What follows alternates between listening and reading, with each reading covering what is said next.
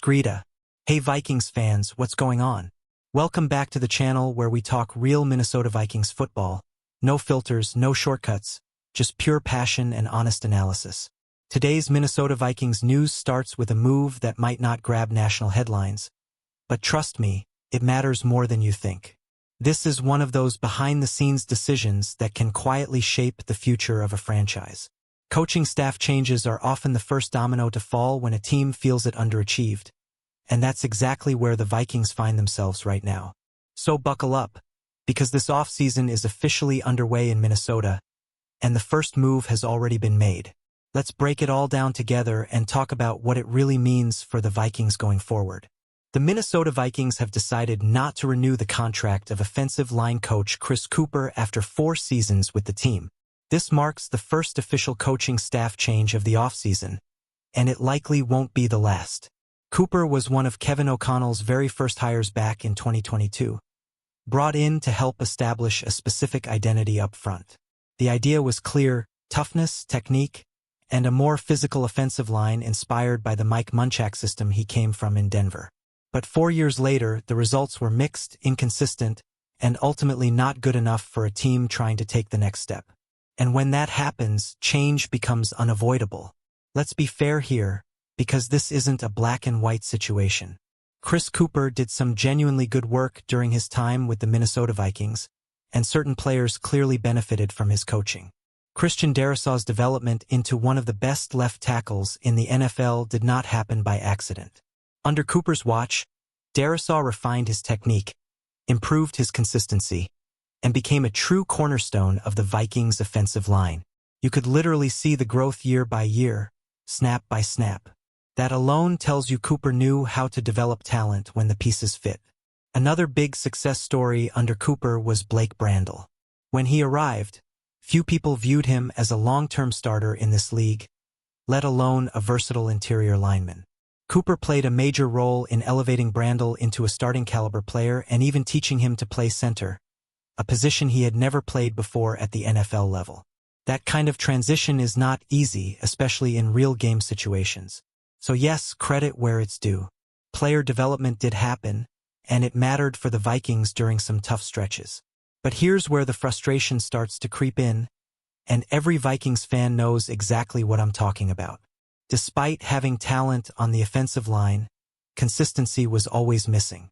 Week after week, we saw breakdowns in communication, missed assignments, and especially issues handling stunts and twists. Defensive coordinators knew exactly how to attack this line, and too often it worked.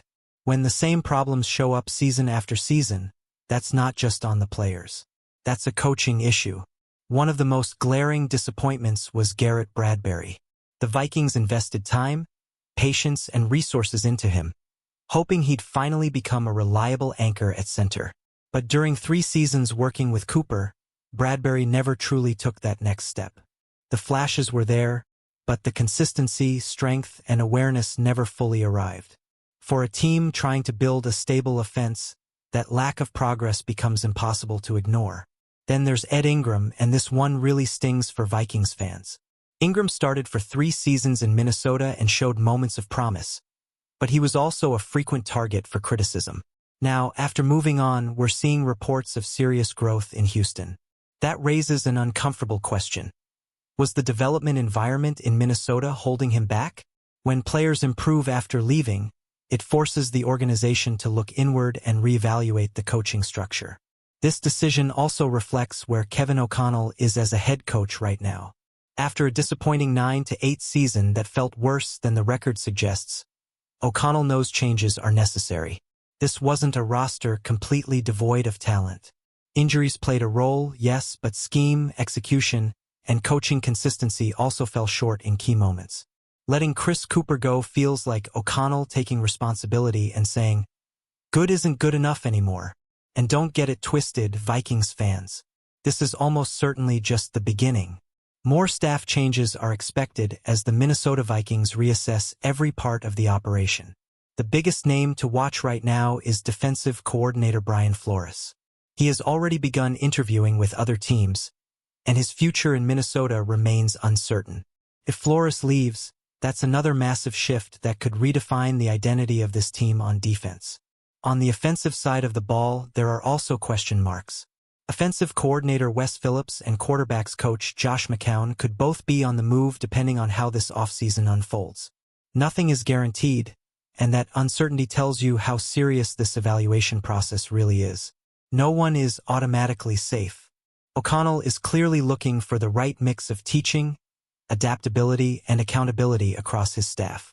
What makes this moment so important is timing. The offseason has only just begun, and these early decisions set the tone for everything that follows. Free agency, the draft, and player development all depend on having the right coaches in place. If the Vikings want better results, the foundation has to be stronger. That's why this move matters more than it might seem at first glance. Now here's the big question for you, Vikings fans. Was moving on from Chris Kuper the right call, or should the Vikings have given him one more year with new personnel?